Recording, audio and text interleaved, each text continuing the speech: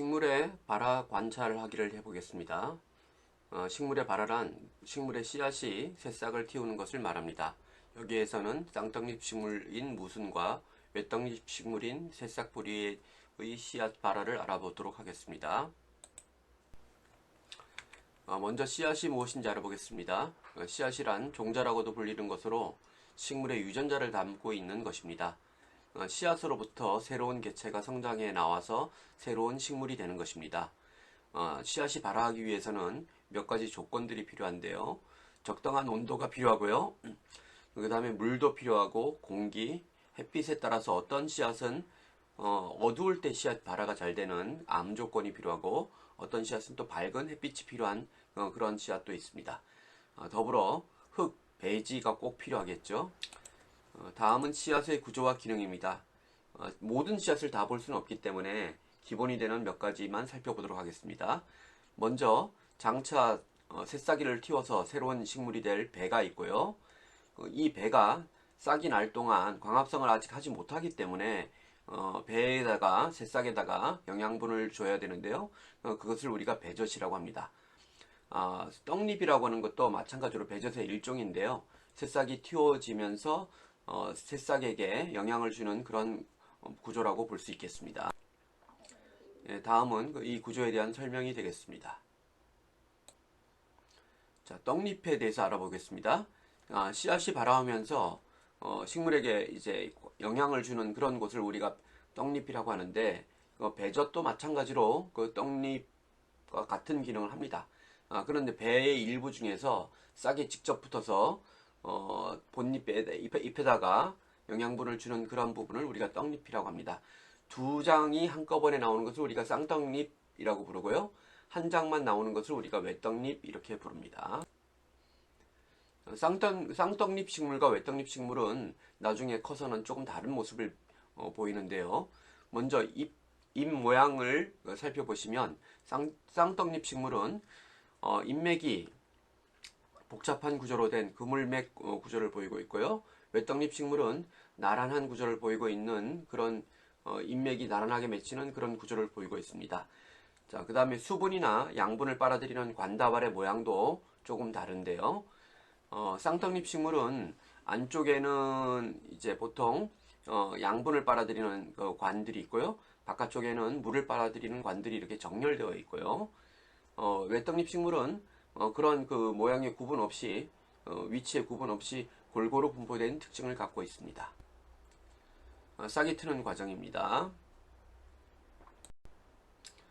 외떡잎 식물이 싹이 트는 과정입니다. 쌍떡잎, 외떡잎 새싹 관찰 키트 만들기를 하겠습니다. 먼저 키트 구성품을 살펴보겠습니다. 이거는 종이 화분이 되겠고요. 옆에 보면 펜스용 가로지름 막대용으로 모루가 있습니다. 그리고 쌍떡잎, 외떡잎 그 그림이 그려져 있는 스티커가 있고요. 그 다음에 흙이 있고요. 그 다음에 쌍떡잎, 외떡잎에 대한 정보를 알려주고 있는 그런 스티커도 있습니다. 그리고 제일 중요한 거죠. 제일 중요한 그 쌍떡잎, 외떡잎 식물의 그 씨앗으로 지금 제공되고 있는 것은 구성품 안내처럼 왼쪽에 보이게 동글동글하게 보이고 고동색, 짙은 고동색으로 보이는 것은 무순입니다. 자라면 무가 되는 거고요. 그 다음 오른쪽에 보면 좀 납작하고 연한 갈색으로 보이는 씨앗이 있습니다. 이것은 보리 씨앗이 되겠습니다. 자, 그러면 먼저 쌍떡잎, 외떡잎 스티커를 화분에다가 먼저 붙여 보겠습니다. 이 스티커를 뜯은 다음에 화분 양 옆에서 정반대쪽에다 붙여줘야 되겠죠? 붙여 보겠습니다. 자, 스티커는 띄어서 어디다 붙이냐면 화분 양쪽 그 위에 입구 쪽에 날개처럼 되어 있는 부분이 있습니다. 그 날개 부분에서 모양에 맞게끔 붙여주시고, 또 하나는 사각형으로 되어 있는 스티커가 있습니다. 이 사각형 스티커 안에는 이 씨앗을 심은 날짜하고 누가 이것을 하고 있는지 이름을 써주시면 되겠습니다. 그러면 해보겠습니다. 자, 다음은 화분에다가 배지가 되든 배지라고 하는 것은 식물이 자랄 수 있는 그 토양을 얘기합니다. 이렇게 합니다. 식물 배지가 되는 그 토양을 흙을 이 화분 안에다가 넣어 주겠습니다. 자, 흙을 넣는데요. 매우 부드럽습니다. 살살살살 넣어서 약간의 공기층도 같이 함유할 수 있도록 하고, 나중에 씨앗을 넣은 다음에 물을 살짝 넣어서 발화 조건을 만들어 주겠습니다. 이 정도로 해주겠습니다. 예, 흙 뽑기할 때 좀 주의할 점이 있습니다. 한 가지 말씀드리면, 씨앗을 심고 흙을 파서 이렇게 그 씨앗을 심는 것이 아니고요. 씨앗을 덮을 흙을 조금 남겨두셔야 됩니다. 그래서 조금 남겨두셔서 나중에 씨앗을 붓고 그 위에 흙을 덮겠습니다. 그러면 이제 쌍떡잎은 왼쪽에다 심고요. 외떡잎을 오른쪽에 심는데, 쌍떡잎은 무순이 되겠고요. 새싹보리는 이제 외떡잎 식물이 되겠습니다. 그러면 씨앗을 심어 보겠습니다. 자, 씨앗 심는 거는 너무 이렇게 어렵게 생각하지 마시고요. 씨앗을 이렇게 담았습니다. 이렇게 담아서 그냥 왼쪽에다가 이렇게 그냥 뿌려주겠습니다. 왼쪽 옆에다가 한쪽으로 쭉 뿌려주도록 하겠습니다. 다 됐죠? 한쪽으로 이렇게 뿌려주고, 또 반대편으로 이제 보리 씨앗도 한번 똑같은 방식으로 이제 뿌려줘 보겠습니다. 예, 보리 씨앗도 뿌렸습니다. 보리 씨앗도 그냥 이렇게 한쪽에다가, 오른쪽에다가 경계를 가질 수 있도록 했고요. 심는 것은 이제 흙을 덮어서 위에 덮게 되면 자동으로 이렇게 심어지는 거니까 그렇게 처리하겠습니다. 이제 위 흙을 덮어서 이제 완전히 심어 보겠습니다.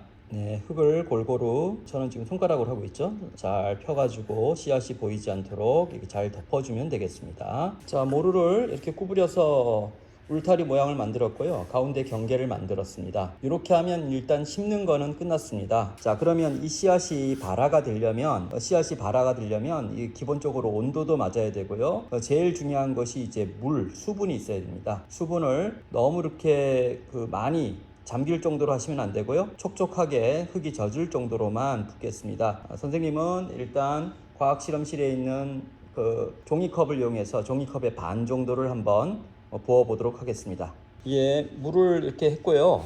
정수기 물보다는 그냥 수돗물이 훨씬 좋고요. 왜냐하면 정수기는 아무래도 걸렀으니까 미네랄 성분이라든가 이런 것이 부족할 수가 있어요. 그냥 이제 수돗물을 사용하시면 되고요. 그 다음에 냇물이나 이런 걸 사용하면 더 좋겠죠. 그냥 수돗물을 쓰면 됩니다. 자, 이게 물을 반 정도를 부어야 되는데 지금 3분의 2 정도를 갖고 왔어요. 예, 중요한 거는 물이 너무 흥건해가지고 씨앗이 너무 물 속에 잠겨 있으면 부패돼서 상하거든요. 그렇지 않을 정도로만 물이 적당한 정도. 이 적당하라는 건 뭐냐면 화분에서 물이 바깥으로 새어나오지 않을 정도로만 해주시면 되는데, 일단 목표는 종이컵의 반 정도의 물을 한번 부어 보겠습니다. 예, 물을 조금 붓는데요. 흙이 주지 않습니다. 그래서 한번 물을 살짝 한번 더 부어볼게요. 살살 조금씩 한꺼번에 쭉 붓지 마시고요. 조금씩 나누어서 부어보도록 하겠습니다. 제가 이제 컵에다가는 반을 안 하고 3분의 2 정도 했는데 3분의 2 정도 부어도 될 것 같습니다. 이렇게 하고 지금 물이 좀 밑으로 스미고 있겠죠?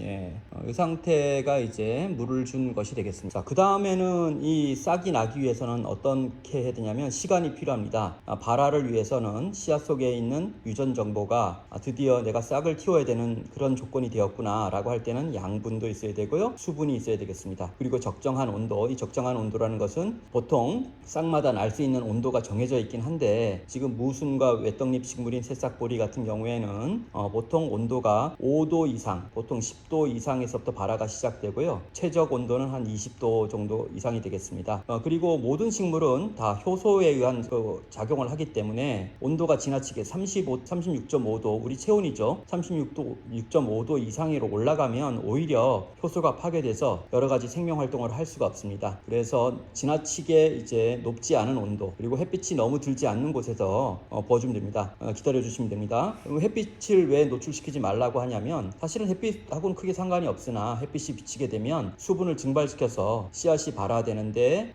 방해 요소가 되겠죠. 그래서 이제 기다려서 이 싹들이 어떻게 나오는지를 관찰 한번 해보도록 하겠습니다. 네네, 지금까지 무순과 새싹보리, 외떡잎, 쌍떡잎 식물 씨앗 심기, 새싹 관찰을 위한 준비를 모두 마쳤습니다. 이제 새싹이 나오면 그 결과를 같이 한번 살펴보도록 하겠습니다.